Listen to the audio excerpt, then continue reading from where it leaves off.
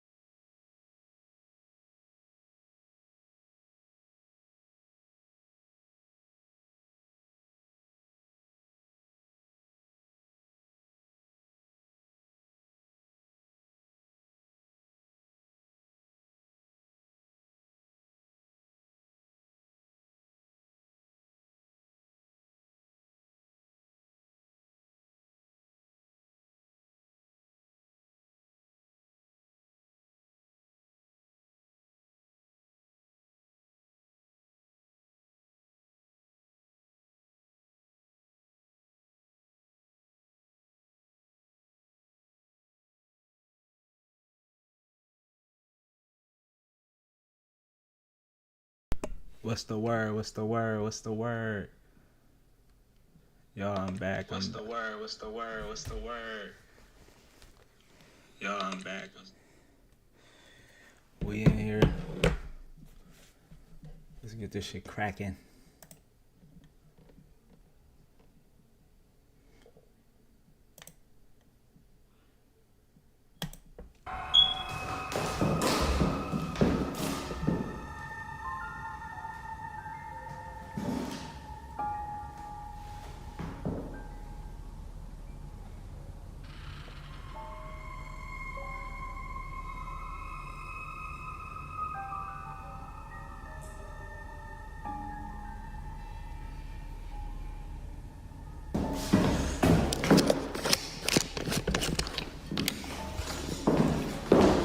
She got a lot going on already, bro.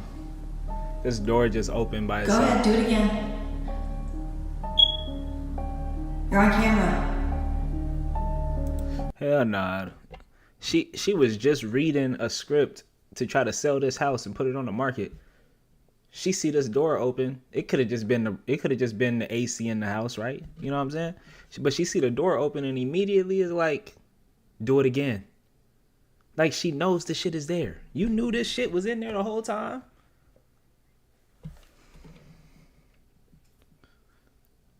See, what's fucked up is a person will record a video like this and then still keep the house up on the market.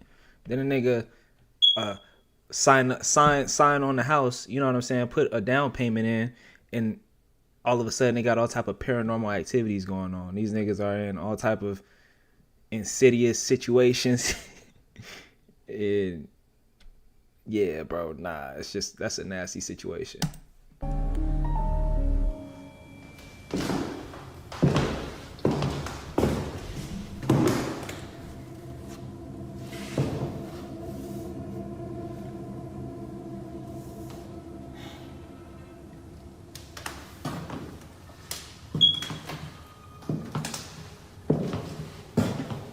Open this door.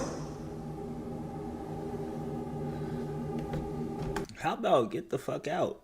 I don't want any ghost, spirit, demon, nothing opening anything around me, my nigga. Just get the fuck out. You know what I'm saying? Simple. That's the only kind of conversation we need to have. The only kind of interaction we need. Just politely get the fuck on. We gotta act like none of this happened. You know what I'm saying? Like, I ain't about to play with no ghosts. Nigga, I'm not them Ghostbusters. I'm not them, my nigga.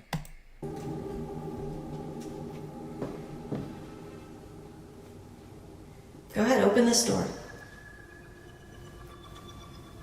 Open this door like you did the other one.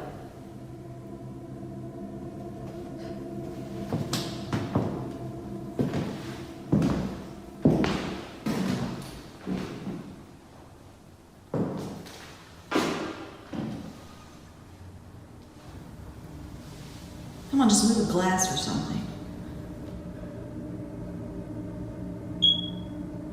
She's still playing with fire. That shit ain't for me. I'm not about to play with you. Don't go in the room this dark, please. Go ahead, do it again. I'm not scared.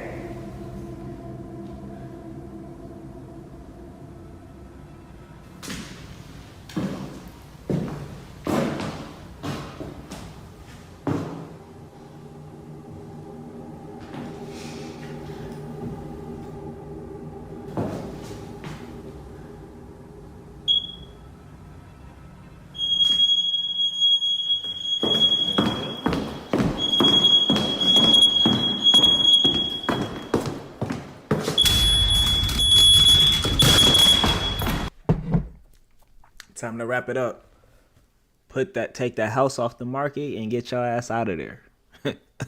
The fun is over with. You know what I'm saying? You was trying to chase the bag. Now you need to go chase. You need to go chase the miles. You know what I'm saying? You need to be chasing down the block. You need to be getting the fuck on away from whatever just did that. Yo fire, man.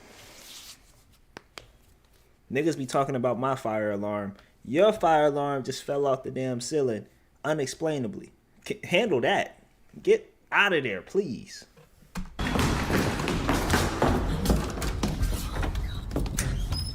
Yup. I think she got the idea. I think she finally The door understands, suddenly guys. swings open on its own and Sandra is spooked. But she gathers her courage and Right. rushes out to see what's going on.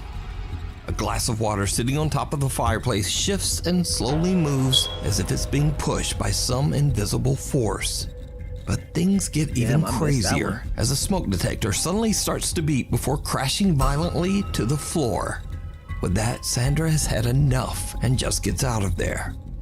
But there's also something else that is very creepy in this video. Something that only a few viewers even notice. So again I ask, did you see it? Right before the door moves, a face in the picture right beside Sandra seems to slowly darken. And then the creepy little shadow fades away just as the door swings open. Hello?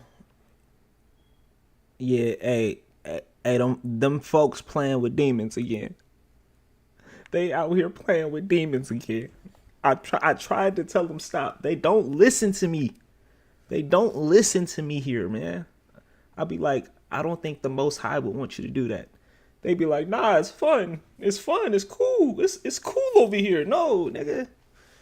Nah, you fighting for your life. You really battling demons. You really running into ETs. You like, nah.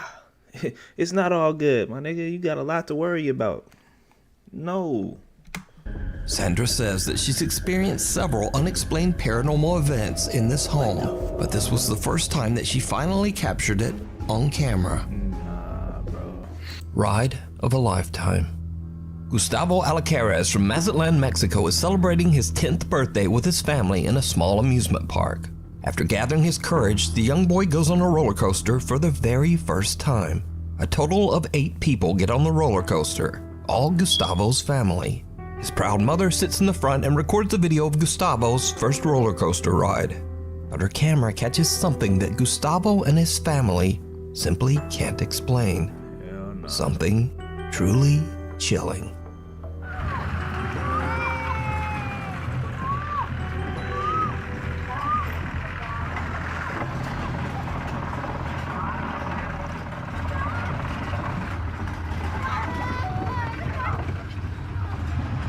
Tony. ¡Ay!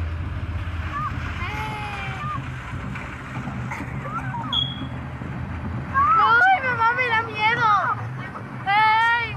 ¡Ay! Okay, they saying the cart is empty. ¡Me da miedo!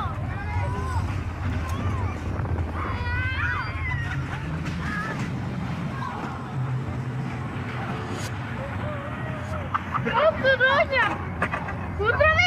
Was there someone back there? Son 5 o 6 vueltas. Hell no, bro.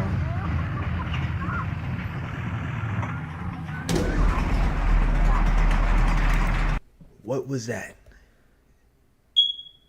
This nigga just popped up in the middle of the ride? How'd you get up there? How did you get up there?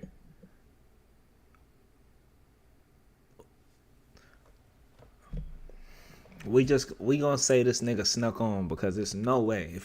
If bro didn't sneak on and was hiding, call the CIA. Call them people, bro. Immediately. Call the CIA. Call the Ghostbusters. Call Men in Black.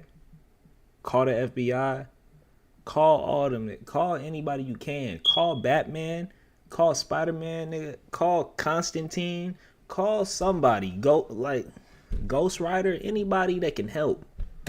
¡Está bien recio! Abajo no, no. abajo, en la parte de abajo no. ¡Que no se cae! No, ¡Ay! la pista.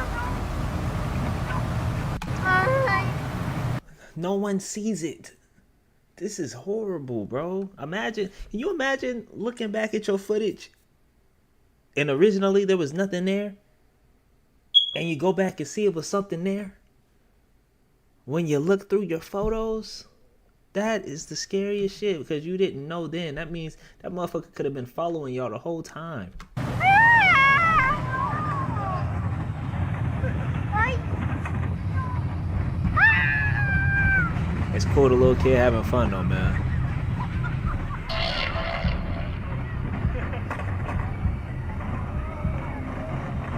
Otra. Ay, si no le da recio. Y puede enseñar que se mira, güey. Así es el juego, así es.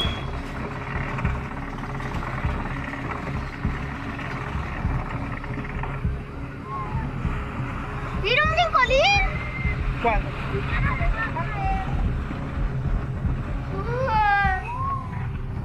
¡Ay!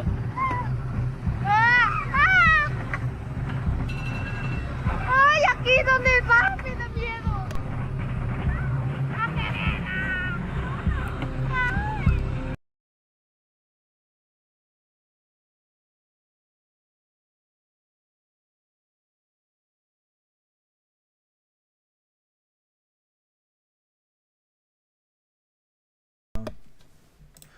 Alright, we back, y'all. We back.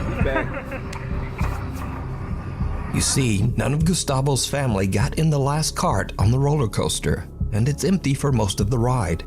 But during the second lap, someone or something seems to appear out of thin air.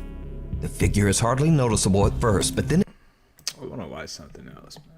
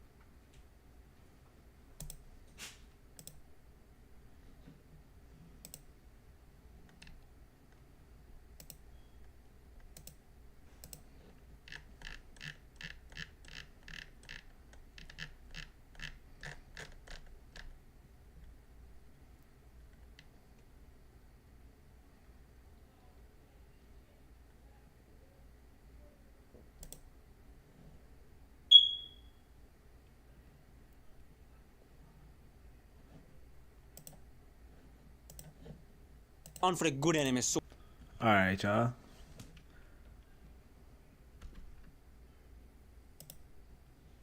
Let's check this out, man. We got top 10 best sword fights in anime. You know what I mean? You know how we coming. Y'all know I love my anime. Y'all know I love a good battle. So we gotta just go ahead and get straight to this action, man. Top 10 anime sword fights, bro. We lit. We lit. What more can we ask for? If you ready for this video, go ahead and drop a like. You leave a comment after the fact. Let me know what you thought. And hit that subscribe button if you're ready to join the team, bro. But in the meantime, let's get to this banger. sword fights. Sword fights are cool as they create a unique opportunity for choreography that other types of battle don't. These have always been a thrilling part of the anime world. Watching two swordsmen letting their blade loose on each other is always refreshing to watch, no matter how enhanced the production quality becomes. Here's some of my pick involving spectacular sword fights, battle confrontation, and epic animation. So without further ado, let's get started.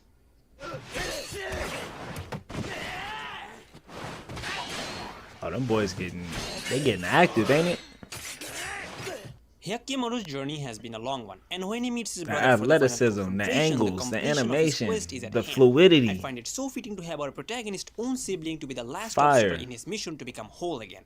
It also helps that the burning castle serves as an epic setting for the final fight in this series. The two engage in a long fight that sends them all around the castle in their struggle. As expected, Hyakkimaru comes out on top, but being the nice guy that he is, he spares his brother. Of course, we can't just have an ending like that, can we? So a demon has to come out and make Tahomaru sacrifice himself before wrapping Hyakkimaru's quest to become whole in a touching moment. Well, that's the most epic house story if I've ever seen one. Truly one of the best fights that 2019 had to offer. While you're at it, why not share the video with your friends? No origami. Okay, yeah. Yeah. Slashing its way to the 9th spot is Yato vs Rabo. What could be better than a fight between two gods of calamity? Of course, upcoming fight on this list, but that aside, it's a matter of sorrow that Noragami is such an underrated anime. I kinda feel bad about the fact that almost nobody talks Yo, this art style is hard, bruh. about this anime nowadays. I clearly remember enjoying this show when it was airing because of its humor and action moments. Perhaps this fight can convince you to give this one a try. We have what it seems to be a fight between two gods of calamity to death. This fight also serves as the conclusion for the first season, which gave us one of the best fight scenes of this season. Oddly enough, this fight actually is an anime original filler. I know it's hard to believe, but there's the truth. And for that reason, Studio Bones, you have my gratitude. How come the anime original filler or some director's cut type shit from these mangaka be the best? It's like it be the best sauce you can get in these shows, bro. You'll mention something to a nigga who only reads manga, and he's like, bro, what the fuck? That didn't even happen. Or the crazy thing is that didn't even show up in any of the panels. That got added in later on. Okay, my nigga, but this shit is fire though. And I'm a nigga that love manga, so I'm just calling a spade a spade. Some of the best moments that we see in anime be anime original content. Some of those anime decisions be better than what we were left with in mangas, bro. That's why I like what One Piece does. When they add shit into the anime, it actually enhances the story that we are already getting that's already great. It just gives us more context. It gives us more food, bro. You know what I'm saying? Like, we be eating good as One Piece fans. Ultimately, the fight focuses more on the emotional side of things instead of actual fighting, which results in one of the touching moments of this series. After that, Yato quickly finishes his opponent to end the fight once and for all.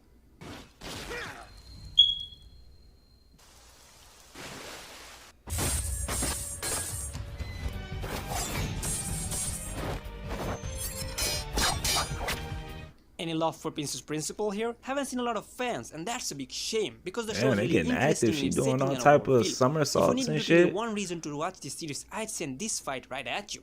I think not a lot of people talk about Princess Principal, but as far as the fight scene goes, Doing it can more spinning than hold its slash own. moves, she Just look at nice. this fight scene, for example. This isn't something that you can see every day. I can really feel the impact and the pacing which everything is She happening all working at this once. nigga. She giving this old nigga work.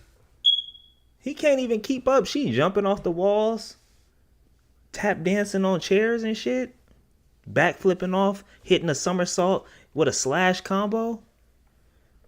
That was crazy, boy. That was nice. There are so many points in which things can go wrong, and I've end up heard with a about this series too. I gotta check that out. I heard this is one of them ones. modern mess of a fight. But not this time. This is a fight that exceeded all of my expectation when I first picked up this show.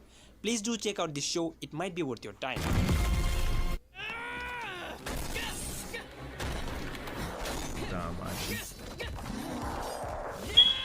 Oh, that was gonna be clean. honest, the That was next a 20 on our clean ass move. They be getting down in Danmachi, man. I know it don't get the love that it could, cause to me I feel like it has some dry spots, but nigga was getting active right here. This is not much of a sword fight as it is a fight. Yes, I'm talking about Bell's fight against Minotaur, later known as Asterius.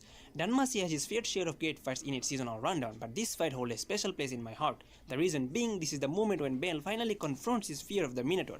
At that time, the Minotaur was way beyond his capability, even though the Loki Familia was right behind him. And even though he knew he couldn't win against him, but he refuses to give up, he continues fighting. It really adds up to the desperation that the fight scene tries to present. Bell had to go beyond his limit in order to win against the Minotaur, and he does so barely hanging to his life, which grants him a new skill named Argonaut. Great sound direction and excellent animation make this one of the best fights from Danmachi without a doubt. If you haven't watched this awesome show, then what are you waiting for? Damn. Start binging the show right The now. slow It's worth mo, every second the of your slick time. ass dip under to the stab. This is fire, boy. I might have to go ahead and I might have to spin the block. I might have to pick up Danmachi. I might have to spin the block one time. That shit was fire.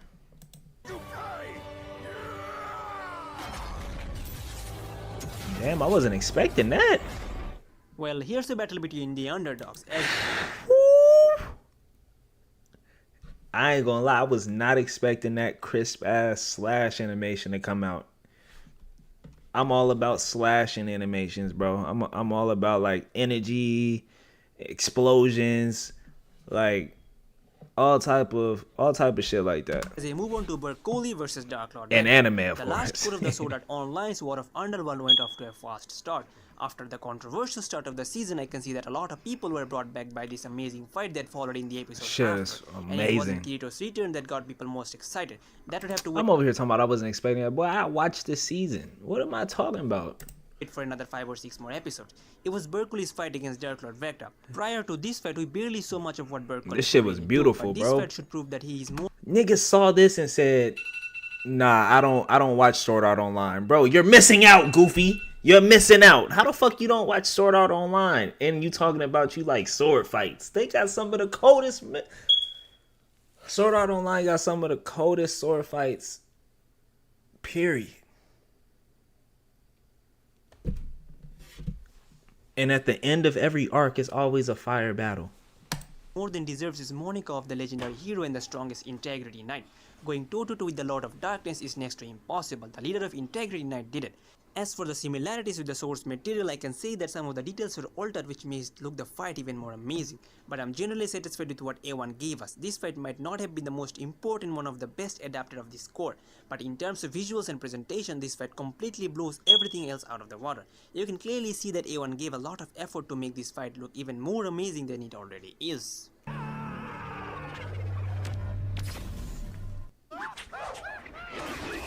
Oh, hell yeah. This is top 5. This is fucking top 5. Let's go ahead and watch it. It feels nice to Ain't nothing competing with that on this list so far, nigga. The diamond slide into the double blade slash? Are y'all stupid, nigga? That's Zoro. that even after The all big these Don, decades, One Piece nigga. still What? has it. Over the years, it had its fair share of badass moments and emotional fights that made it one of the most beloved series of all time. Just recently, The it had a best. nice little fight that shows even its secondary main characters still get their much-deserved shine this deep into the run. And I wish I shit could say the was same about crazy. a lot of other shonen. This fight is basically about They was getting active all Wano. That's what I love, nigga. Every time it was a fight, niggas was getting active. The only shit I didn't like is they off-screened a lot of my nigga Trafalgar Law's key moments. I felt like that shit should have had more detail when he was involved. You know what I mean? Like if they would have covered Law's involvement in Wano more in depth, the shit could have been even better. And I love Wano. I loved every bit of it. So it's not really me complaining. It's just I feel like they should have made a better decision there. depicting Zoro as a badass. We already know he's one, but before that, how do you drive the point that this character is really strong? You have him take a scythe on his shoulder and use it to defeat the enemy, of course. Oh, yeah, that was Catching up with clean. One Piece is an enormous He task, charged up but on now that we know nigga and what's it in was a store. wrap. The animation in the Wano arc has been pretty spot on. There's a reason why this series is still one of the biggest ones worldwide. And while I don't think that fight scenes are a primary reason for This that, was but they crazy. sure play a decent I role. just told y'all. I like seeing explosions. I like seeing aura. I like seeing all type of dope slash attack animations. Zoro obliterated this nigga. Zoro smoked that motherfucker, man. I ain't gonna lie. And I felt bad for the nigga because he was tweaking the whole arc. He was trying to come down off of that laughing gas they had my nigga on. I ain't gonna lie. I felt bad for him, but he had to catch that ass whooping. He ran into Zoro, bro. He had to catch that ass whooping.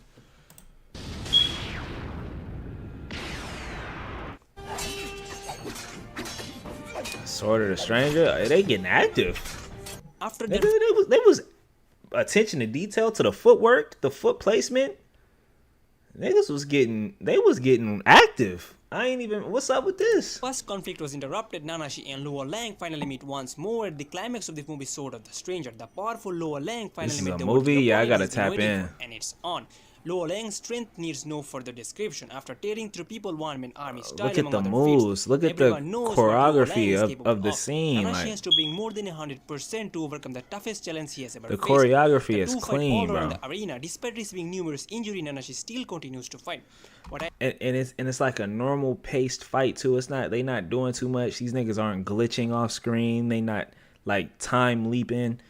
They aren't just eating a bunch of stab attacks. Nah, bro. They really getting active. Like a methodical fight. It's intentions behind the slashes. You could see that in the animation, the way these in the way these panels are drawn. Like, I really am liking what I'm seeing. What I like about this battle is there is no need for complicated backstory about the two. Despite not having arcs dedicated to the rivalry, despite characters not going through episodes of build-up, the hype is still there because of the amazing fight choreography, animation, and of course the soundtrack. What did I just say? What did Keish just tell y'all? I told y'all why it was great. I told y'all why it was great already, and it took me 5 seconds. I've never even seen this. It's no surprise that this fight is I'm regarded him. as one of the best sword fight in the anime history. It's a jewel as clean as it can possibly get, and that makes the Nanashi's victory all the more satisfying. They getting active, nigga. What?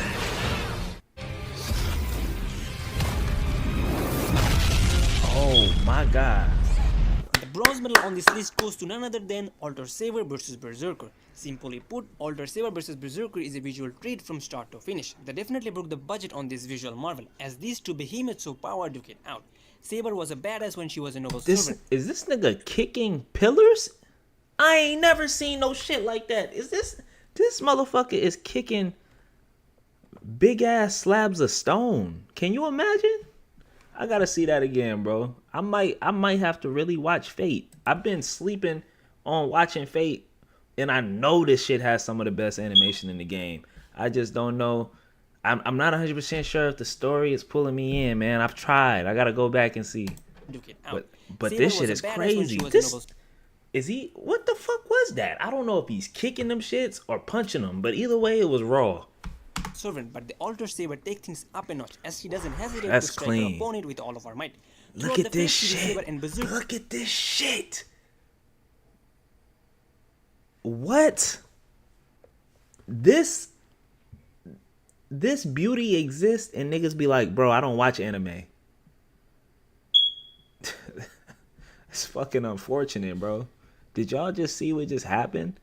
It's one of them things, bro. If you know, you know. If you not tapped in and this don't make you wanna fall in love with anime or at least explore it, you just a lost cause, my nigga. This is just beautifully done. You don't even gotta like the story to be drawn to this artwork right here. This is amazing. had their fair share of fight, but none of them come close to this one, because eFootball made sure to land more than half of their budget in order to make this fight possible. And needless to say, the result was absolutely amazing. It looks like it. It looks like they really invested all their funds into getting good animators. You know what I'm saying? It looks like they use their technology to the fullest to really bring this fight out. This is dedication. This is fucking dedication. This is why people love this series so much and love the studio as well. It's not too many studios giving this level of quality, period, on one frame, nigga. Let alone a whole series. Y'all saw what these motherfuckers did to Seven Deadly Sins. Y'all saw. We've all seen the Black Clover panels, bro. We've all seen some of those come to life. Animated crazy. But no, Fate Stay Night or Fate in general, the entire series, every time I see a clip online, it's clean. As the viewers, it's also not every day that you can get to see the animation as flashy and breathtaking as this one. And also you wouldn't expect someone as big and brawly like Berserker to be this agile, as he was able to match Saber's speed and counter Saber's attack blow for blow. That just goes to show you how good Berserker is in his combat prowess, and even where King Arthur had a hard time dealing with. It's truly an impactful fight in terms of story, and now you also know what's in store for you throughout the whole movie.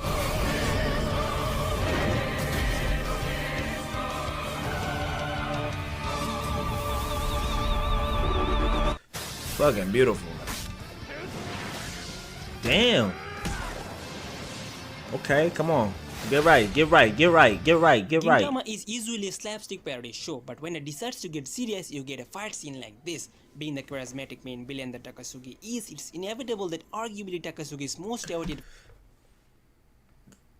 This series is interesting because, yeah, the fight scenes always look lit, but niggas would be like, yeah, but you gotta wait until you get to this part for it to really start to hit. But niggas hate on One Piece and be like, bro, it takes like a whole such and such amount of arcs for you to really get into it and for it to pick up. First of all, that's a lie. You just not in tune, nigga, because if you was in tune, you would have been fucking with it from jump. Like, it just didn't resonate with you. You forced yourself to watch 100 episodes. You didn't get nothing from it, nigga. You just don't like it. Stop trying to make excuses that aren't there. You just don't connect with the series. But then they give a series like this. How do you pronounce it? Gintama?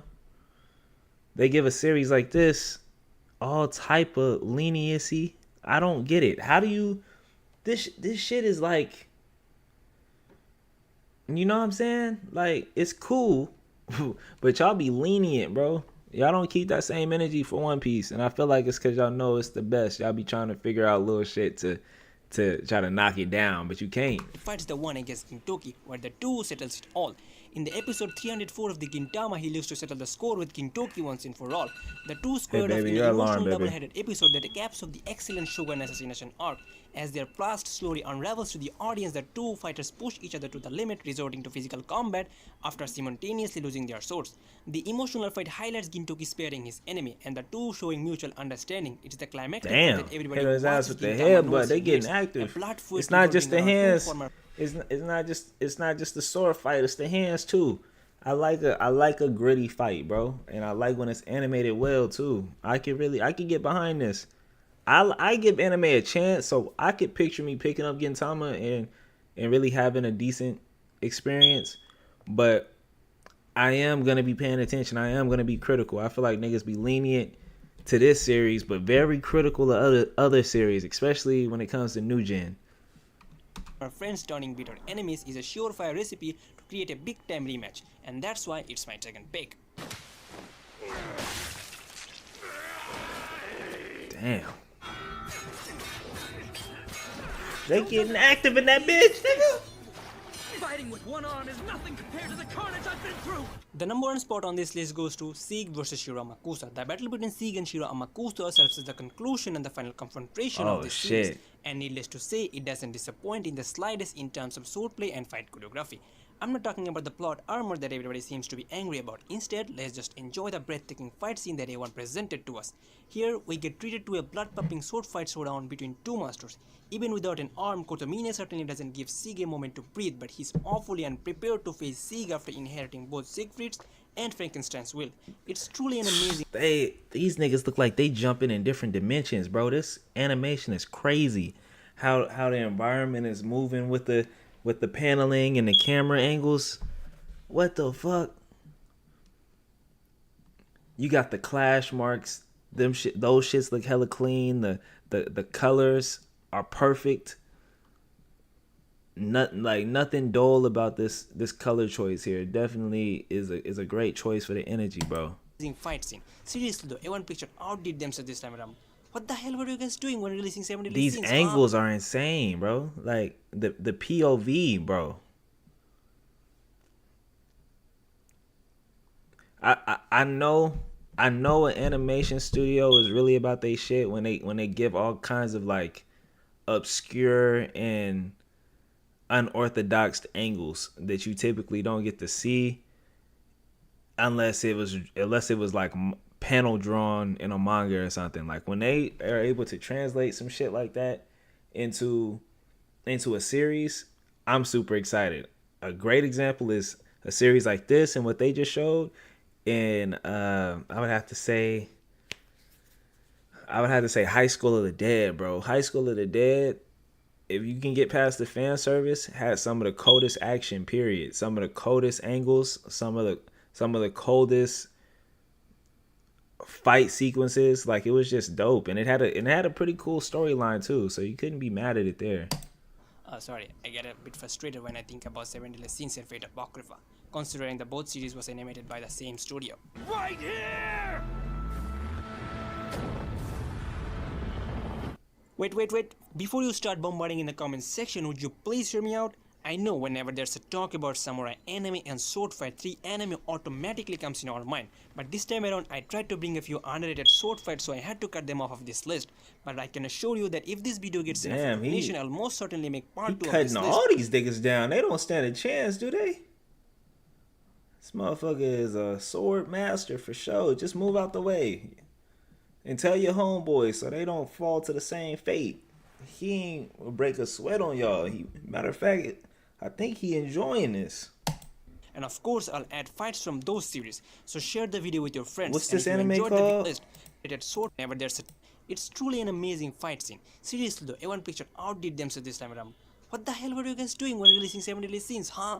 Sorry, I get a bit frustrated when I think about 7 Deadly Scenes. Shit disgusted me. I don't even want to think about it. Animated by the same studio. I just vented about that. Wait. Before you start bombarding in the comments section, would you please hear me out? I know whenever there's a talk about samurai anime and sword fight, 3 anime automatically comes in our mind. But this time around, I tried to bring a few underrated sword fights, so I had to cut them off of this list. But I can assure you that if this video gets enough recognition, I'll most certainly make part 2 of this list.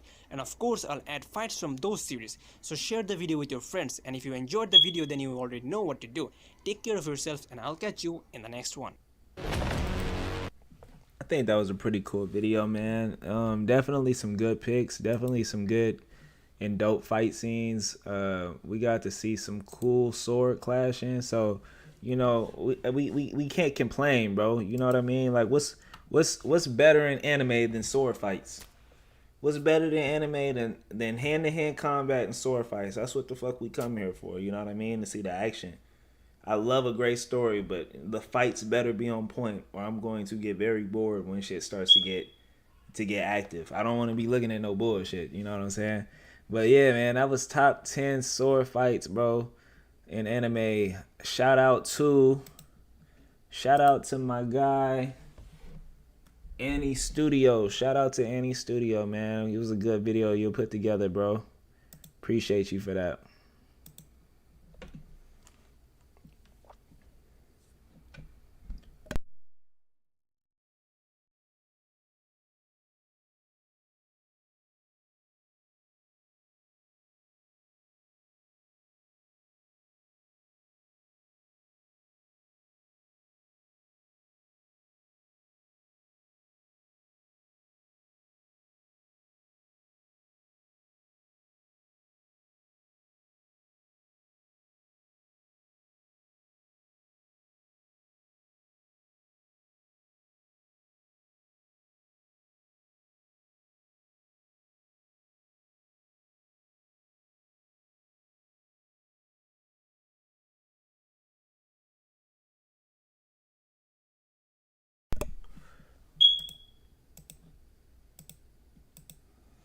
All right, gang. What else we reacting to, man?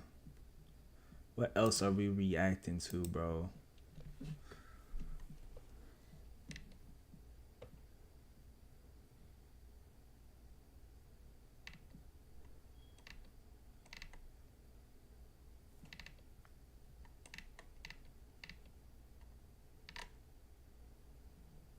I ain't gonna lie.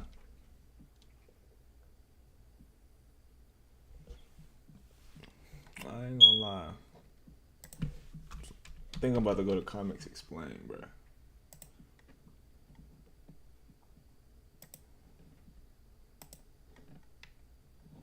Iron Man becomes Doom.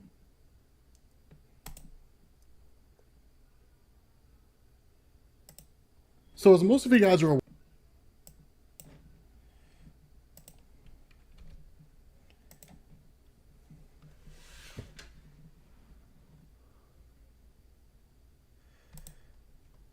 All right, you guys. We are about to react to Iron Man Becomes Doom by Comics Explain, one of the GOATs. One of the GOATs for real in this comic shit, bro. So if you enjoy his videos and you rock with your boy and you enjoying this experience, go ahead and drop a like, leave a comment. Let me know how you feeling, man. Let me know how you doing. Let me know what your favorite comic book is or your favorite comic character. And I'll tell you mine, bro. We can have a little discussion, maybe a little debate. You know what I mean? Maybe we could talk some lore. But just let me know, bro. We about to go ahead and get straight to this video, though. And I appreciate everybody that's tapped in. So as most of you guys are aware by now, at San Diego Comic-Con, Marvel announced that Robert Downey Jr. is returning as Doctor Doom in the Marvel Cinematic Universe. And they're using one of two stories as a basis for this. The first one is Infamous Iron Man, which we've already covered. The second one is this story. So this is an alternate reality story. It's part of Marvel's What If line. And this opens up with Tony Stark arriving at college only for us to find out that instead of the main Marvel universe playing out the way that it did, where Doctor Doom was roommates with Reed Richards, Doctor Doom is roommates with Tony Stark. You guys can obviously see where this is going. So the cool thing about this is that this basically shows us Tony Stark as we know him, right? He's a playboy, doesn't really take anything seriously. The alternative here, the other side of this, is that Doctor Doom is far more focused than Tony Stark is. And in fact, he even says that, right? As a transfer student, you might not be aware, the semester has already begun. Your presence in this room will be tolerated only if your priorities are in order. Is that understood? And so Stark's reaction is just like, I mean, that's cool, man, but like, my girl here has a girl of her own, right? Like, you looking to touch some naughty bits, or are you just gonna sit here and just be grumpy all the time? But in the days following their first encounter, Tony Stark demonstrates how smart he is. This is one of the funny things. Doctor Doom always comes up second to the various people that he ends up sharing a room with when it comes to him going to college. Reed Richards, Tony Stark, so on and so forth. And where Stark's just like blasting music and all that kind of stuff, one of the things he points out here is that Doom just needs to learn to relax. He says, This nigga Doom is like literally second fiddle every time he enters the room. That's why he got such a big complex. I'm gonna be real. Nigga, you can't fuck with Tony Stark. You can't fuck with Reed Richards. You know what I'm saying? Like, so that ego takes a hit, bro. And I'm not shitting on Doom. This is completely biased. Yeah, this is just how I feel. Nigga, you cannot fuck with them. Yeah, in my opinion, bro, charisma, intellect, bread, they're all either comparable or superior, bro, depending on what storyline we talking about. I rocks with my nigga Iron Man. You know what I mean? I don't know too much about my nigga Reed Richards' story in depth, but Iron Man, I gotta rock with my guy. Back brain do the work. And then Doom asks him, like, what would you know about work at all, right? You were born into privilege, while I've had to fight for every grant, every scholarship. The burden I shoulder would break a lesser man, but my destiny is to lead, and that inevitability is worth any sacrifice. Now, this establishes that Doctor Doom's history within this universe is almost identical to his history in the main Marvel universe, and that concept was basically being carried over here from Jonathan Hickman's Fantastic Four when they established that in every reality, Doctor Doom ultimately tries to seize absolute power, and the only way to really fix him is to essentially lobotomize him, and that's it. That's all you can really do. But Tony Stark here kind of plays the Tony Stark game, right? He says, maybe, but keeping your focus among other things so tight can lead to mistakes, like the proton coefficient in your formula there should be cubed, not squared. And Doctor Doom kind of gets a little pissy about this, about the fact that he's being Tony Stark thrives off being an asshole. Like, Tony Stark in Tony Stark fashion, of course he's gonna tell Doom, like, yeah, bro, this shit is wrong. You got this equation up here, like it's correct the whole time. That's why you coming up short, nigga. It's really supposed to be this. I know that hit his ego. Tony loves hitting the ego, bro. I know motherfuckers like Tony Stark in real life. They just like talking shit. They might not even be as successful as Tony. Really, they might actually be the least, but they just like talking shit from the ego. Shown up. But at the end of the day, what we end up finding out and what we're told here is that this irritation that Victor Von Doom has for Tony Stark ultimately leads to a kind of grudging respect, where Victor Von Doom looks at Tony as a man who's kind of his equal. And that's one of the most important things to understand for those of you guys who are new to Doctor Doom in Marvel Comics. Yes, he puts off a lot of bravo. Yes, he does all kinds of crazy stuff. Doctor Doom really cares more about intelligence than anything else. Bravery to to a degree, but intelligence is at the top of the list. And so what happens is Doom leads Tony Stark down into this basement where things are pretty seedy. And he says, I'm afraid I have a confession to make. The late nights I said I've spent in the library is a lie. I've actually been here. And where Stark is just kind of like the storage annex, like there's nothing down here but rats and old books, the response of Doom is, exactly. That's why I came down here. I've learned that my current scholarship may not be renewed. In hopes of saving my education, I've been forced to take rather extreme measures. And what he says is really interesting here. He says, I've borrowed apparatus from other labs, even falsified administrative vouchers to secure equipment that I need. A risky endeavor, but it's worth it if I succeed. Now, this is also the nature of Doctor Doom, whatever it takes to win. Doctor Doom can be incredibly petty in Marvel Comics. If you don't believe me, go check out the videos that we did on Jonathan Hickman's Avengers and New Avengers, the events leading up to the collapse of the multiverse in Secret Wars 2015, where he... Yo, on the real, do y'all think this nigga gets hot in this or what? Like, you couldn't wear this shit in Arizona. Y'all ass gonna be cooked. Yeah, you getting smooth roasted, my nigga. You can't be in no bullshit like this. Doom would not live in AZ. His ass had to take that to the East Coast or something. Real. He basically refuses to help Namor because he doesn't want to be second best. It's kind of nuts, right? It's kind of crazy. But the thing that Stark says is like, you're going to be expelled here, man. And again, Doom says, not if I succeed. When complete, this machine will trigger dormant telekinetic abilities, allow people to move things with their minds. Imagine what that would mean to quadriplegics, the infirm, to say nothing of the university's publicity office. And that's really the smart move. You can get away with a lot at a university if your actions ultimately make the university look good. Believe me, I used to work at one. You'd be amazed the kind of thing that universities will sweep under the rug if it makes them look good. Bro, universities, they operate just like any other business, bro. If it can profit their pockets, if it can protect their image, they're gonna make shit shake. Especially in scenarios where it's taking place in a Marvel universe. I mean, and they just got all the range in the world to do whatever because it's Marvel. At the end of the day. But he says, time is short. I was hoping that perhaps with your help. And Stark initially rebuffs it, right? He's like, dude, you've been nothing but a jerk to me since I got here, right? Since you first met me, you've been nothing but rude to me almost every single step of the way. Sure, you respect me, but you respect me begrudgingly. And now you expect me to put my future on the line for this kind of crazy cockamamie experiment that you have, and you don't even know if it's going to work. The response of Doom, it was difficult enough to ask Tony, please do not make me beg. And one of the things about Tony Stark is, as most of you guys figured out from the MCU, he's a relatively honorable guy. And when I say honorable, I mean, you know, he does some morally questionable stuff at times, but at the end of the day, he usually tries to make it up to you if he's somehow done you wrong. And this is the exact same thing that happens here. I'd never ask you to beg. That's not who I am. And so we're told that over the course of days, these guys start working together, right? Two students train their full concentration on the task at hand. Progress is steady, if not without incident. And so again, it's a kind of back and forth because Stark is basically following the instructions of Doom. Tell me where this needs to go, I will put it there, that kind of a thing, because at the end of the day, it really is Doom's entire project. Stark knows what to do,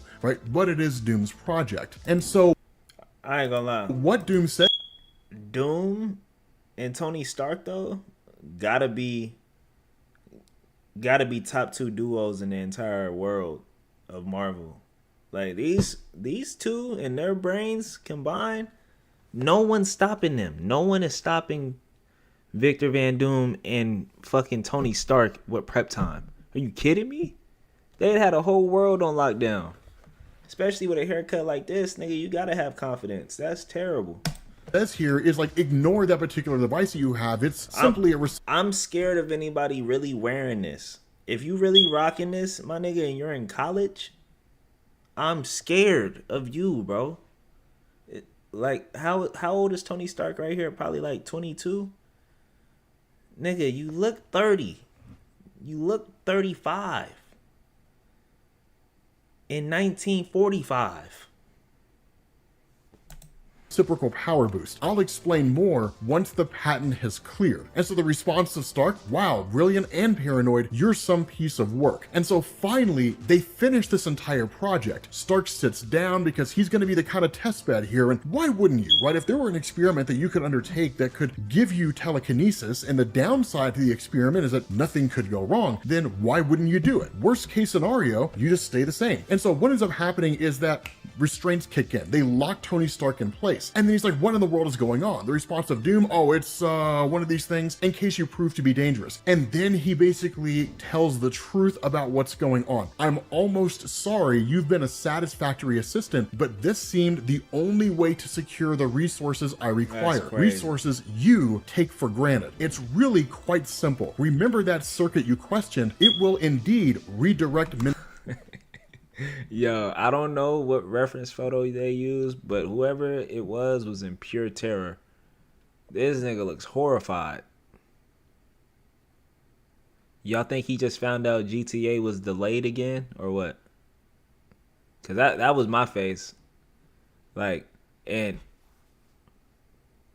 yeah, I was heartbroken.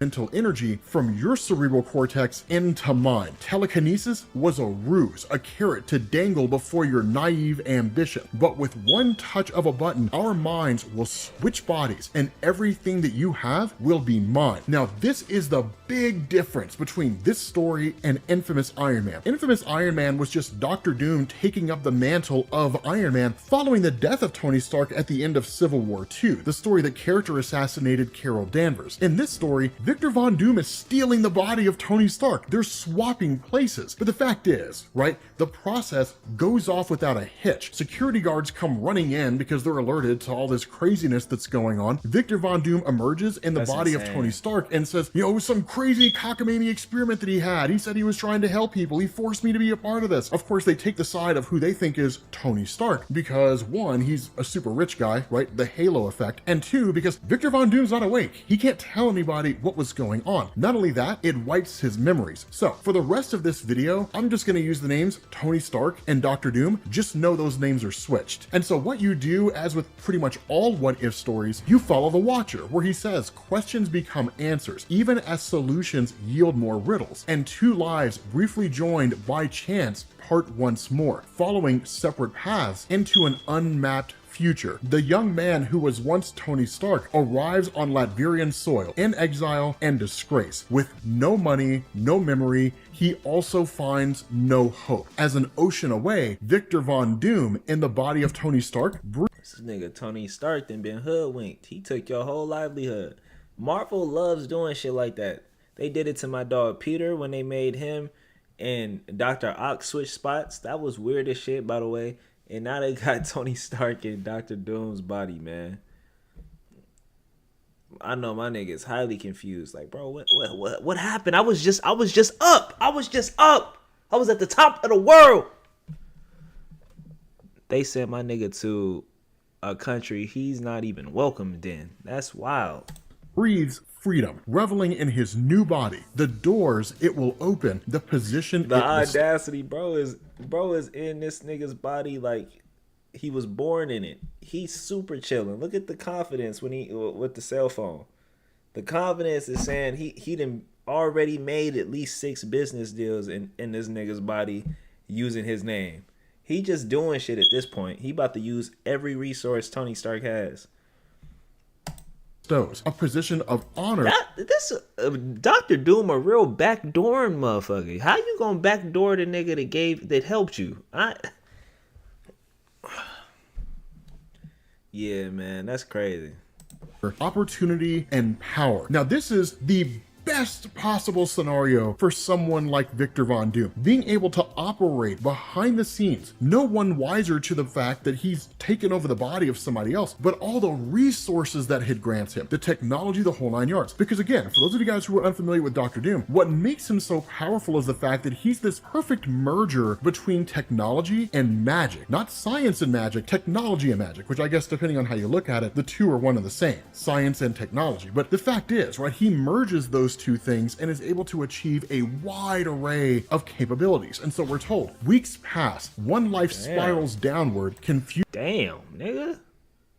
Talking about spirals downward, bro, already there. He's at rock bottom. Bro is terrified. What is haunting this man? Is he on the streets too? They got my nigga Tony Stark going through it. They threw him in Dr. Doom's body, and now he looks strung out, and he looks like an alcoholic. Why they got bro living like this? What happened? My nigga Tony was just up 5 minutes ago. They sent him into exile, turned him into an alcoholic, and he looks like he ain't slept in at least 2 weeks. That's fucked up, man. All because he tried to help a nigga. Confusion and despair, freeing inner demons. Hence the reason why this story is called What If? Demon in an Armor. It's based off the old Demon in a Bottle storyline, really in name only. And we're told, until untapped and perhaps unrealized metal rises at last to confront those demons, to simply tell them no. A word which is heard with increasing annoyance by quote-unquote Tony Stark. Most often from a father who cannot understand why his only son has become so distant, so insistent on control. An unfortunate and never fully explained industrial incident soon follows, and no is heard no more. Of course, Howard Stark was murdered, right? I mean, that's obviously... Nah, Tony, when you see this nigga, you gotta give him the ass whooping of a century. You gotta give him the worst ass whooping Marvel's ever seen. And I'm glad this is a what if story, because this is fucked up. You took over his body. He tried to help you. You took his resources. Then you have his father murdered. You a piece of shit. You can't trust Doom. I would never trust this nigga. He's cool in certain adaptions I see him in, but nah, bro, that was a pure Hall of Fame backdoor move. I can't believe that shit. The implication here, right? And so we're told months become years as obstacles loom and challenge. Menial jobs pay for squalid lodgings while could you imagine being forced to live in another person's body for multiple years at a time? You got a whole body that was gifted to you, and you were forced to live in another person's vessel. That shit, I wonder if that feels weird, like to the spirit, like if it feel like it don't fit right, like you got on some pants that's too big or some shit. I wonder if that's the kind of feeling I would be. That's wild to me, bro. Hell nah. My nigga, you can't have my body, my nigga. You can't have, like, what? Nah, my nigga, that's a violation. You can't take my vessel, my nigga, and use it. Ever. Tireless study earns respect and coveted scholarships. Now, here's the coolest thing about Tony Stark, right? Those are the guys who came from the Marvel Cinematic Universe, and that's your perspective of Tony Stark, right? You're not overly familiar with his character in the comics. You're not far off. This is fire, by the way. I love the way comics are drawn, bro. Like, I read a lot of manga, but the reason why I read comics is just the detail, the color. You know what I'm saying? Like, the shading type, the level of detail, how everybody has a part to bring in these comics to life. It's not just one person doing everything. And depending on some stories it is, but a lot of the times, bro, it's a full team to make this one panel come to life. But you're really not far off. Tony Stark is one of those guys where the worst thing you could possibly do is back him into a corner, because then what he's going to do is he's going to make you a project and he's going to go to work on you. He'll go after you and anybody that you ever met, right? That guy can be super hardcore when he wants to be. And that's exactly what's happening here. That's why the nigga's the GOAT. Name me 10 Marvel characters better than Iron Man. Just on a character level. Name me 10 of them. Just on some main character shit who could really carry a story. Come on. I know y'all gonna give me some, but name me 10 better than Tony Stark. You fucking can't. Name me 10 right now. Name me 10 characters better than Tony Stark in the Marvel Cinematic Universe and in the comic universe. You fucking can't. Tony Stark is up. Iron Man is up. Iron Man in 5, nigga. Even though Tony Stark is trapped in the body of Victor Von Doom, he still has all his intelligence. But more so than that, now he's got purpose and meaning, and that's what really makes him dangerous. And so what we're told is that with this new drive and motivation, the result is a PhD, the first of several. As the man with no memory, the man fate would seek to dismiss. This may be the last ad you ever see. Because with the free ad block extension from Capital becomes Dr. Victor Von Doom, while the man who had abandoned his own quest for titles pursues a different goal, molding his own life through intimidation, extortion, and means less subtle. Ideas flow like quicksilver from a brilliant, if wounded mind. Medical advances, enhanced safety apparatus, fuel-efficient engines, patents make the inventor a wealthy man, and that wealth is funneled into economic growth, making Latveria free and strong. But strength takes many forms, and the man who would be Stark seeks them all. An obsession, and in consuming, devours all remnants of conscience, a circumstance that will have resounding consequences. It's really cool the way this plays out, because what it effectively tells us is Victor Von Doom, operating in the body of Tony Stark, basically does whatever it is he needs to do in order to win. Borrow, steal, and kill. Of course, he wouldn't beg, but the fact is, he is burning bridges everywhere he goes. That's insane. This nigga just fucking up Tony's whole network. He couldn't wait to get in Tony's body. Pause. To fuck up his entire network. Who does that? Ruthless, and he is relentless. On the other side of the world, nigga, when I get back to my body, I'm suing the shit out of you, and then I'm beating your ass. You think you could do this to me?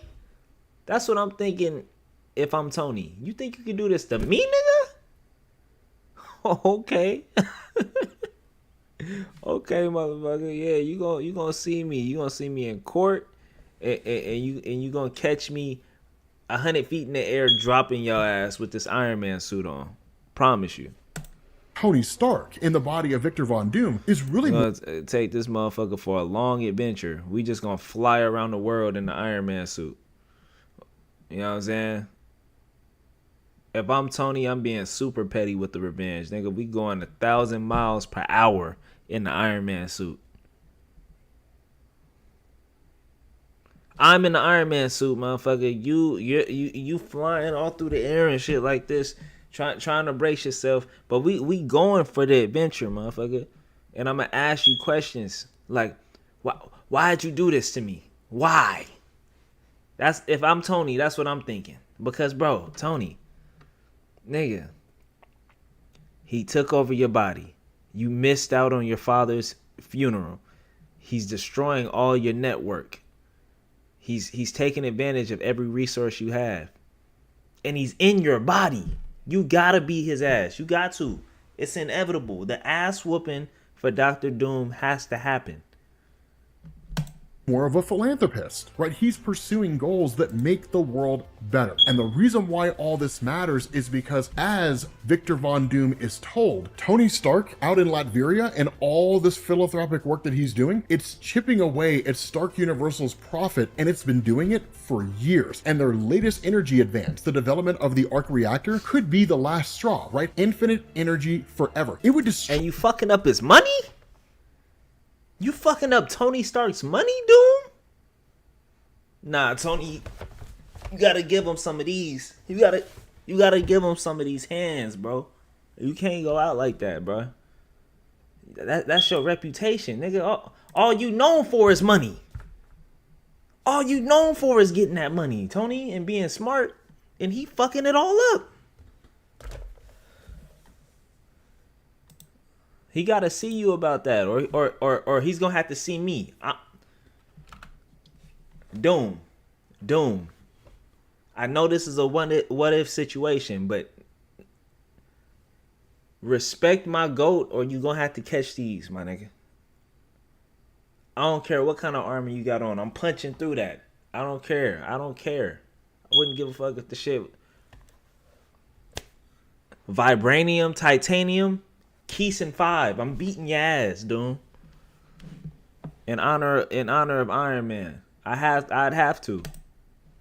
destroy every energy company that exists out there, and it would hit hard any company that has at least a good chunk of their resources devoted to energy development. And so we end up finding out that basically Victor Von Doom has spies out in Latveria, spying on what Tony Stark is doing, sending information back. It's not enough that they can steal plans, right, or anything with regards to the arc reactor, but the fact is, Victor Von Doom makes the decision that the only thing he can do is just direct espionage, to take this new battle suit that he's developed, which is essentially the Iron Man armor that he was going to sell to the US military, but ultimately doesn't, don this thing, travel to where Tony Stark is at, and then literally obliterate the arc reactor, right? Just destroy the thing on the spot. And that's exactly what happens. The problem here is that, of course, Tony Stark has guys inside Doctor Doom's offices, right? He has guys reporting back to him. So he finds out Doctor Doom intends to launch an attack. He doesn't know the details of it, but he knows one is coming. And that's where you switch over to him. Bro, what's up with these wild ass haircuts, my nigga? Back to him. So he finds out Doctor Doom intends to launch an... What's up with these old money,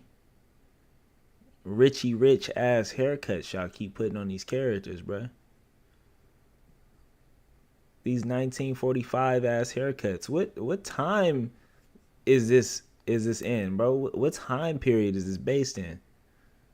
An attack. He doesn't know the details of it, but he knows one is coming. And that's where you switch over to him with what is in effect a Doctor Doom battle armor suit, but of course with Iron Man colors. And he says, that's this so hard. Rescue suit... That shit is fire. Tell me this ain't one of the hardest Doctor Doom, Iron Man type mashups you could conjure up. The red suit on top of the gold? I would wear some shit like this to Met Gala. This would be one of the coldest Met Gala outfits ever. Tell me this ain't Met Gala approved. I think so. People be wearing all type of weird ass out of the world shit. But I can't wear this? Please. And if the Met Gala ain't fucking with it, I'm taking it to DreamCon. DreamCon, bro. This would be top 5. And I gotta hurry up and do it before a nigga try to take my idea. Yo, I've already stamped it. Don't try to take my idea. I will find you, my nigga, and report your account. If I come to DreamCon and I'm cosplaying, this might be in a rotation. It's a high % chance that this is in the rotation for sure. But let's go ahead and continue. Maybe of traditional Latvian design, but its composite elements are cutting edge. Puncture resistant, polymer reconstruction, flame retardant cape for protecting the injured, emergency crews. Look at the hand. Look how he's displaying the design. He knows. They know they cooked. They know they cooked on this design, bro. All gold iron with the red cloak. That shit is clean to me. I don't know why. I don't know why this shit look better than the gold and silver to me. I mean, than the silver and green to me. I don't know why. The red and gold looks way cleaner than the silver and green, in my opinion. This nigga's point. He's just showing like, look what we did. Look at this masterpiece. One of the best designs in Marvel, period. Who would have thought? Who would have thunk it? Who would have thought that combining Iron Man with Doctor Doom would result in one of the best things we've seen in 2025? Even though this happened before that. Yeah. Super clean. Will be able to work in complete safety in hazardous environments, from chemical spills to explosions. And so when you switch over to Tony Stark, he's none the wiser to the fact that this attack is coming, right? He's just sort of showcasing this new suit that he's developed for himself, right? The rescue suit, that it may be of traditional Latvian design, but its composite elements are cutting edge. But in the middle of this exposition, somebody comes running in and basically says, we're under attack. We're being hit at the arc reactor. This, of course, leads to Tony Stark. I can't stand this weak ass Superman haircut, bro. This is weak. Y'all keep giving us this 1945 barbershop whites only haircut. This old money Richie Rich hairspray ass haircut, bro. I don't know what's happening here, bro. I need, what time period is this in? Because, bro, I know they'll do this for the character design. Somebody got money. They work in a certain profession, but that's just their style. But this has to be like in a different time period, because these haircuts I feel like don't pop up that much in Marvel in modern day. My nigga, come on. Like we've progressed past this. This is at least 1947. Like that's the furthest this should have went. Stark activating the suit and then in turn going out into the field. Now, one of the things that he does make a comment about is that this suit was not designed for offense. It was not designed to attack. It's not a battle suit, right? It's literally just a suit of protection. It's defensive, but still it has all the capabilities that it needs to be able to protect itself. And so when he takes this suit out there, he comes face to the green and silver suit is crazy. What the fuck? Am I lying? Am I lying? Am I lying? Who cooked? Who cooked like this? Who cooked like this? Who cooked like that? Who did it? Who cooked like that?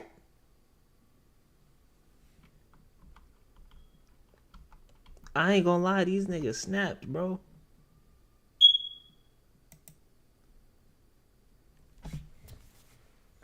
This is fire. This is fire. I ain't gonna lie. These two designs right here. If I never read a comic, but I seen these two designs, I would instantly be hooked as a fan. That's all I would have to see.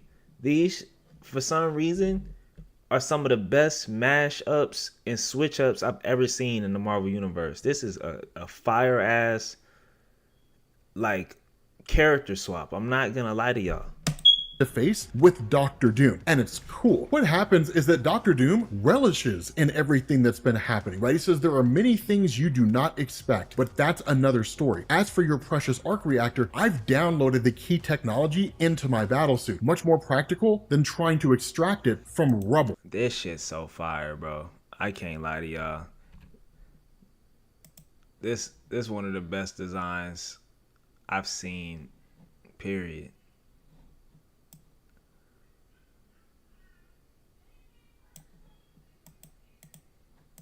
Because he literally blows the facility to pieces, right? There's nothing left of this arc reactor technology short of what is, in effect, this super advanced thumb drive that's in Doctor Doom's possession. Following that, he goes to leave, right? He says, you can always rebuild, of course. That shit's clean, nigga. What? Look at the paneling. Look at the energy. Like, look at the swagger in the positions, bro. The angles, the way they drew this shit, I don't know. Like, it's fire. Seeing the angle right here where Iron Man is flying straight up in the air. You got Doctor Doom. This nigga is looking like a bag of money with all the gold on him. You know what I'm saying? And the fire red cloak. I couldn't ask for nothing more as a Marvel fan right now. They cooked right here, bro. But by then, the Stark version will have cornered the market. This was almost too easy. Now, for a moment, Tony Stark gives off this impression that he's almost just kind of ready to roll over, right? Just roll over, take it, and just kind of accept his fate. But he doesn't, right? He finds that metal in him and he says, magnetism. Attractor beams were meant to lift debris from collapsed buildings, but they should work just as well on Stark's metal armor. And of course, he fires it off, but with Doctor Doom's suit basically being this battle armor, right, this offensive suit, it just starts firing off rockets. Damn. Which is kind of cool. But again, you get this kind of back and forth. But Doctor Doom just kind of ridicules this guy, right? He says, you should have let me leave, then I would have let you live. Your protective shell is formidable, but it's wearing down. And all I need is to make a single hole. But all... Look at this right here, bro. This panel alone... This panel right here is what I've been waiting for. I've been waiting to see this nigga get his ass whooped. And it looks fire. So I'm very, very pleased, bro. I'm very pleased. Double thumbs up. Like, good shit. You took over this nigga's whole life. You gotta pay for that.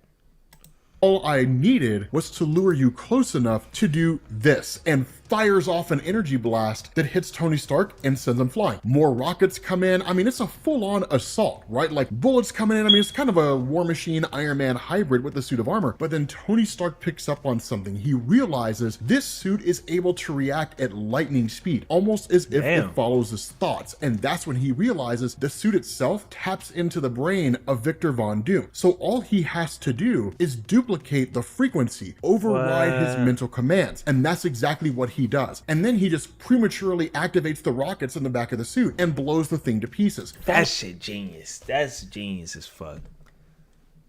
I love a story to make you think and keep you on your toes, bro. I ain't gonna lie, I gotta pick up the physical copies for this. Are there physical copies for this story? Following that, Tony Stark just kind of lords over Dr. Doom as if he's defeated, and the response of Doom, if you let me live, I will give you your life back. And that's the kicker here. Tony Stark didn't remember what it... This nigga, you did all that bullshit. Now you on your knees begging?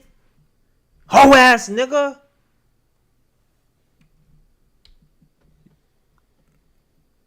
Took over my dude's whole life talking about if you let me live, I'll get... Boy, get the fuck out of here. You already violated, Victor. A nigga named Victor, I'm not gonna lie, you gotta be some kind of villain. Your name is Victor. Shout out to all my Victors out there. Your name is Victor, my nigga. I know you're some kind of villain. You get no cool points being named Victor. At all. I'm surprised Tony didn't lock in on that. Spider-Man would have grilled your ass. You get no cool points being named Victor already, nigga. You lost 10,000 aura. Now you on your knees begging? You gotta hop off, Brody. That shit crazy, my nigga. This nigga on mad nuts now. After you did all this damage, you fucked up Tony Stark's network. You was using his money. You was probably talking to the women he speak to. I mean, goddamn. It happened in the experiment. He now you didn't want to be remember spared. that Dr. Doom had forced them to switch places. He thought he was always this guy, right? He thought he was always Victor Von Doom, and Tony Stark was always Tony Stark. He didn't realize what his identity was, and that's what Doom tells him. That experiment in college, the one that cost you your memory, it was not your doing, but mine. The machine I tricked you into using switched our minds, but that can be corrected. Grant me amnesty, asylum, and I'll testify to the truth. You can have everything back. Stark Universal, your family legacy, your name. After you done tainted it all? Now you want to give it back? A typical move by a narcissist, by a weak-minded ass person. You got all this knowledge, but you weak-minded. That is a dangerous combination, bro. Oh my God. Name. And the response of Tony Stark here, why would I want that name? Right? Like, sure, you have taken my body and the world believes you to be Tony Stark and they believe me to be Victor Von Doom. But what's the name of Tony Stark in this world? It's a name that is synonymous with greed, cruelty, and a lust for power. Horrible. I don't covet that. The name of Victor Von Doom is a name for peace, for compassion, and for caring. So no, I'll keep the name Victor Von Doom, and you can spend the rest of your life in prison. And that's where the story ends. Here's the kicker, because I know a lot of you guys are looking at this and you're saying, but the good guy wins, and Tony Stark is Dr. Doom. Dr. Doom's a villain, right? Okay, cool. Yeah!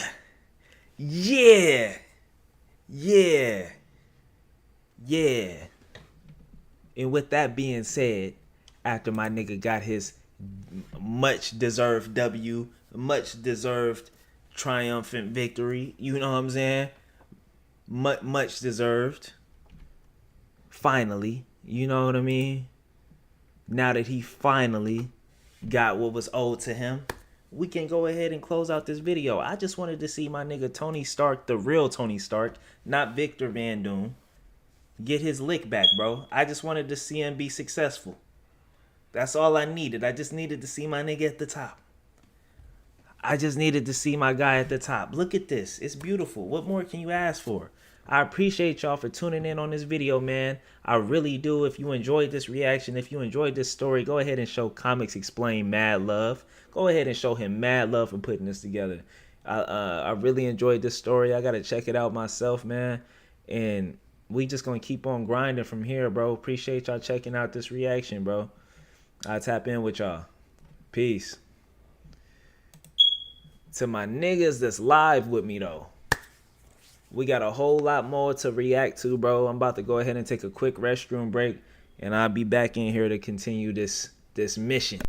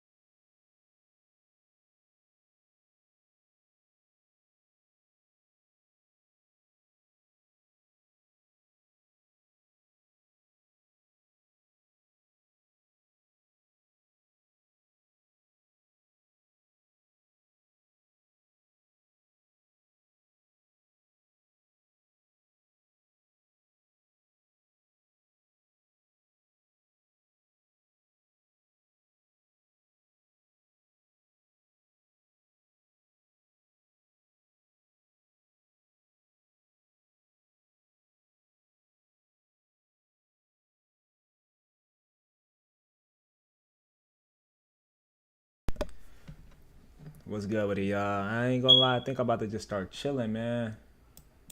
About to chill and just talk, you know what I mean?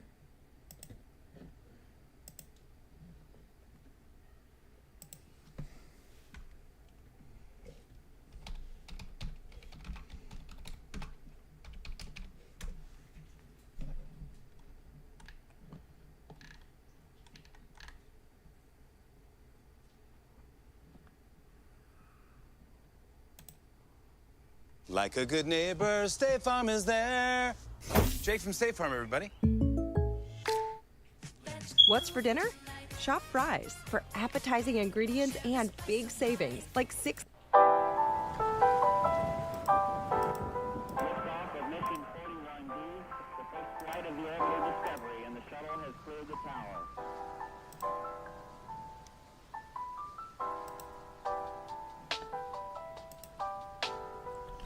Solar computers now have primary control of critical vehicle functions. Let me do a little mic test. Testing. Testing.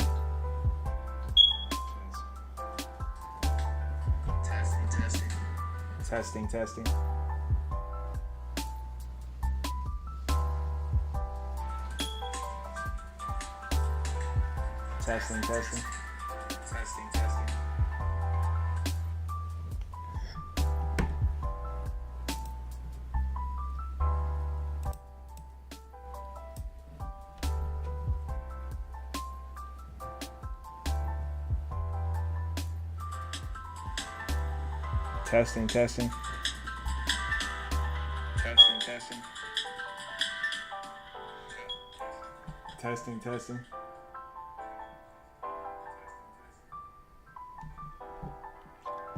All right, man.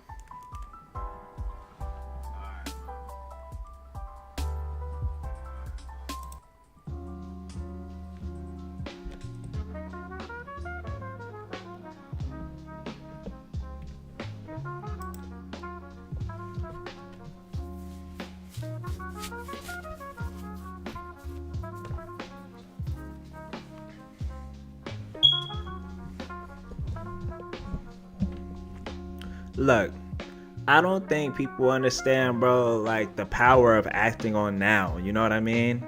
Like really acting in the moment. Everybody wants to make shit seem like it has to be thought out every step of the way. But a lot of times to tap into creativity, bro, you have to position yourself in that zone. You have to put yourself in position to be able to receive the blessing, to be able to receive the inspiration, to be able to tap into that level of creativity. It's all about positioning, and I also feel like it's all about momentum. Like the more momentum you accumulate, the more you're gonna continue to break through these thresholds. The more you're gonna continue to open these doors for yourself, and you're gonna continue to see more opportunities come your way, bro. It's really just a magnet. It's a magnet type thing, bro. It's a push and pull kind of thing. You gotta push, pull, watch and see what happens. Check out the progress you made. You know what I'm saying? And then it's a push, pull back. Check out the progress you made. Push, pull back. Check out the progress you made. And you just keep going, bro. You don't stop. You have to keep going. Work, fail, analyze, work, break through, analyze, work, might fail, analyze again. Because every time that you fail or you achieve something, you're still leveling up and learning. Failure is just experience. If you went through some shit and you failed, that means you know how to get through it the next time. So don't be scared of failure. Be attracted to the learning process. You know what I'm saying? It's not about the outcome like that. You know what I'm saying? Let me pause that. It's not all about the flashy outcome, bro. It's about the journey and what you can get out of it and learn as you go. Because you're gonna learn so many gems. You're gonna become such a different person as you pick up aspects while learning your craft. It's gonna take you somewhere you've never been before. You know what I'm saying? You're gonna get to a point where you grind it so much, it morphed you into a person that's equipped to handle this new pressure, this newfound wisdom, this newfound creativity. You're not gonna have to look for it. You're not gonna have to study. You're not gonna have to try to get ideas from the next person. The shit's just gonna come to you because you built yourself to get there. So now you're equipped and you're ready and you're receiving these blessings, bro. I feel like that's all this shit is, and we overthink it and we push ourselves out of place to receive because we're scared to do. So we shoot ourselves in the foot before we even get there.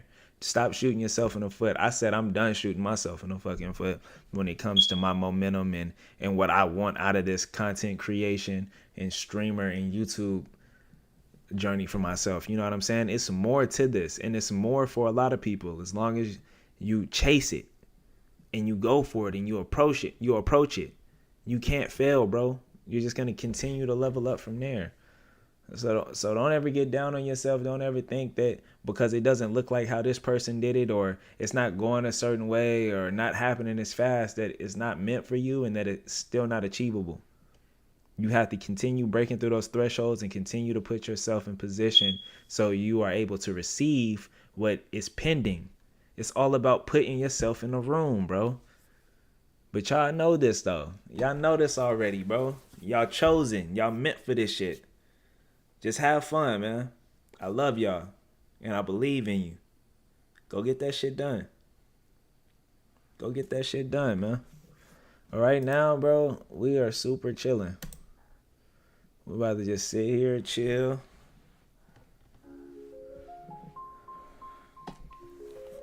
What's going on the web right now, man?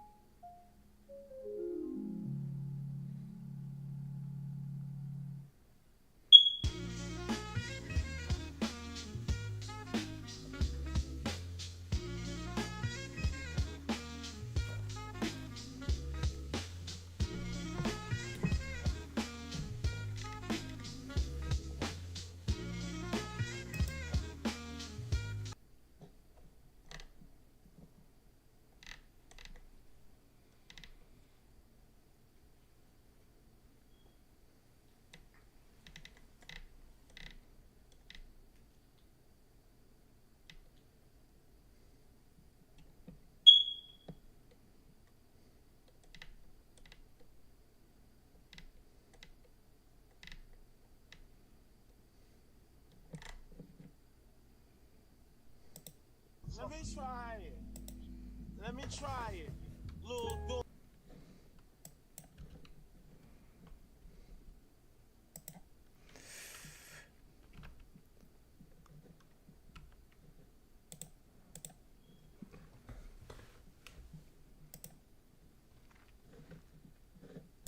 Let me try it. Let me try it. Little daughter, I love her, but can I support her? So I'm stressed and I smoke and drink beer more than water. Mom said, clean up your act, but not with water or something like that. 9 to 5. Gotta start that shit over. Let me try it. Gotta start that shit over.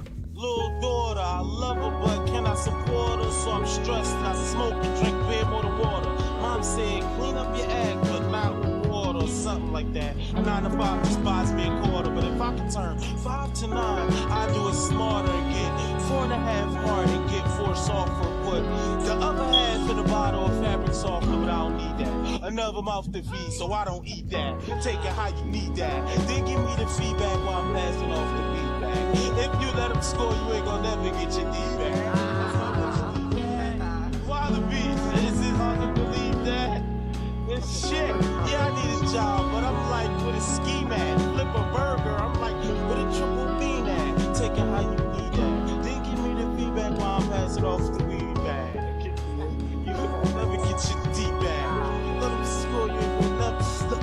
You ain't from here, nigga. You live with a hero, always win. I'm from where the hero turn to crack with 0 at the end. You ain't from here, nigga. You an infant in the baby pen. I'm thinking life was with a distance of like 80 in.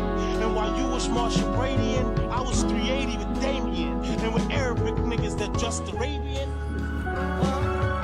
You ain't from here, nigga. You ain't from here, nigga. You ain't from here, nigga. You better find your way home. You ain't used to saw the shots on the screen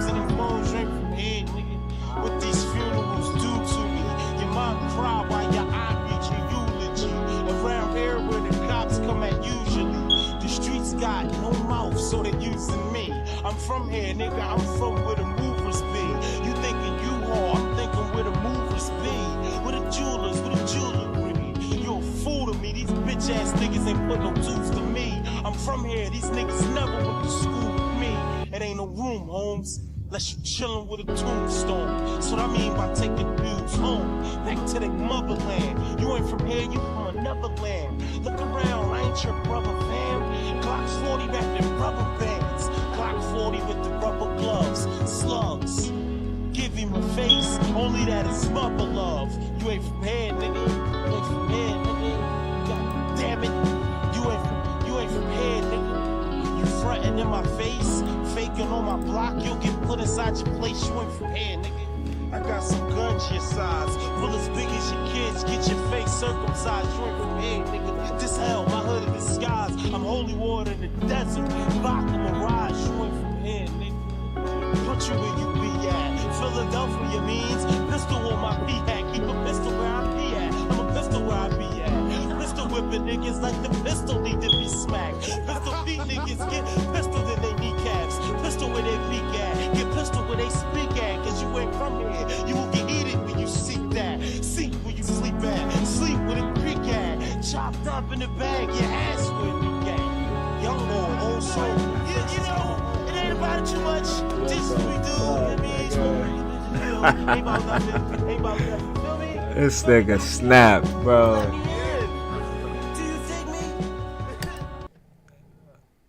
That nigga snapped, bro. What the fuck? Kakai, stop.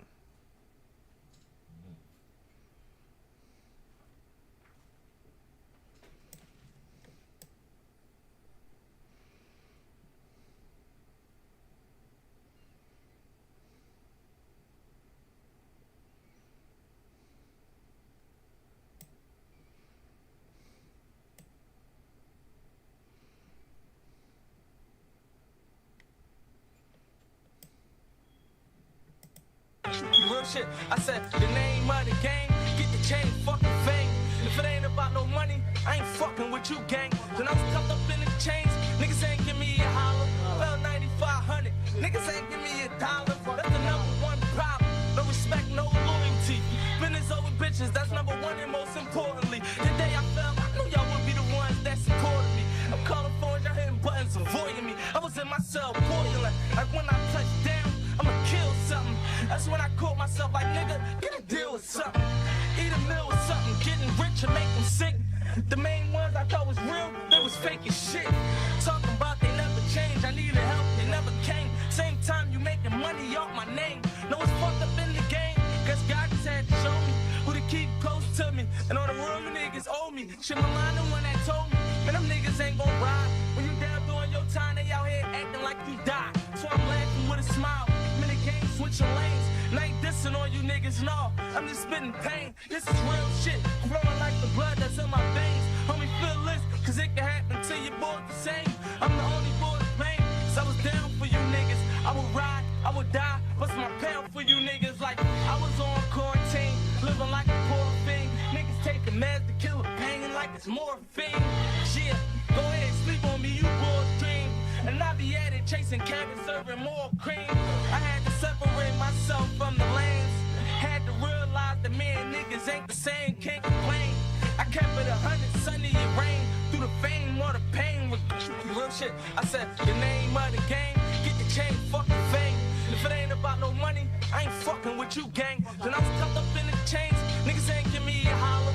Well, 9,500, niggas ain't give me a dollar. That's the #1 problem. No respect, no loyalty.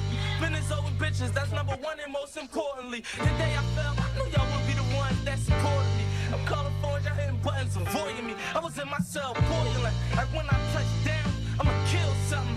That's when I caught myself like, nigga, get a deal with something. Eat a meal with something, getting rich and make them sick. The main ones I thought was real, they was fake as shit. Talking about they never changed, I needed help, they never came. Same time you making money off my name. No, it's a nigga that's hungry, bro. Y'all hear that shit? Over this beautiful ass production and knowledge then dropped. Knowledge Knowledge is different, bro. Shout out to Meek too. Who to keep close to me, and all the real niggas owe me. Shit, my mind the one that told me, man, them niggas ain't gon' ride. When you down doing your time, they out here acting like you die. So I'm laughing with a smile. Man, the game switching lanes. And I ain't dissing on you niggas, no. I'm just spitting pain. What else? Real shit, flowing like the blood that's in my veins. What else? Cause it can happen to you both the same. What else? I'm the only boy to blame. So I was down for you niggas. I would ride, I would die. What's my pound for you niggas? What else? I was on quarantine, living like a poor. What else? Niggas taking meds to kill a pain like it's more. What else? Yeah, go ahead, sleep on me, you boys dream. And I be at it chasing cabins, serving more cream. I had to separate myself from the lane. What else? Had to realize that me and niggas ain't the same. What else? I kept it 100 sunny and rain. Through the fame or the pain, regardless, I will remain the same. Talk to these niggas, Meek. I think they fucking forgot, Meek. I think they might have forgot, Meek. You gonna have to let these niggas know. And let me keep it a super being with you. Stop rapping over these trap beats, nigga. You need to rap on some traditional soul hip hop or some shit, bruh. You need, if you gonna use samples, make it a soul sample. Link up with a nigga like The Alchemist, Knowledge, Madlib, somebody that's really gonna take you to your full potential. All this other clout chasing, trap beat, drill beat, nigga bullshit that you've been on these past couple of years, stop it. Stop it, bro. It's a reason. It's a reason. Dreams and Nightmares is where it's at. Niggas can feel that. We need more of that energy though. Meek, the hunger. But as far as the production end, go tap in with Alchemist. Go tap in with Madlib. Go do that immediately, bro. I promise you, your career will skyrocket once again. You haven't fallen off, bro. You just need to link up with a dope production team, and you'll be good.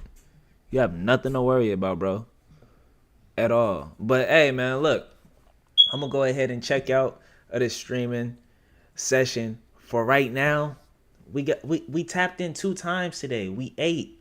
We doing our thing, bro. Consistent keys out here. I appreciate everybody that tapped in today. I appreciate everybody that's been showing love. We're going to keep grinding. We're going to keep working. We're going to keep putting out these clips. We're going to keep reacting to these videos and making our face known, bro. Y'all already know how we rock out here. We just keep grinding. We keep hustling. It's been a great time being back, and I'm going to continue to keep pushing forward, bro. I'm not done, and I'm not quitting, period. We just going to keep moving. Every day we going to drop. Every day we going to be working, bro. Every day we going to drop some content, bro. We going to grind towards dropping some content if we can't get something out. But every day the mission is to drop something. It's going to be a video out there for y'all. I promise you.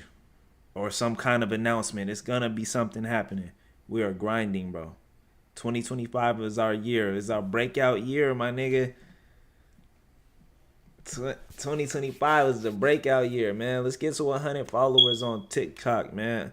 I mean, not TikTok. Let's get to 100 followers on Twitch. Let's get to 100 followers on Kick. And let's keep running these YouTube subscribers up, bro. It's going to be a lot of YouTube content coming soon. Right now, we're really grinding and streaming shit. And I appreciate everybody really tapping in and showing love and supporting early on, man. It means everything to me. Thank you.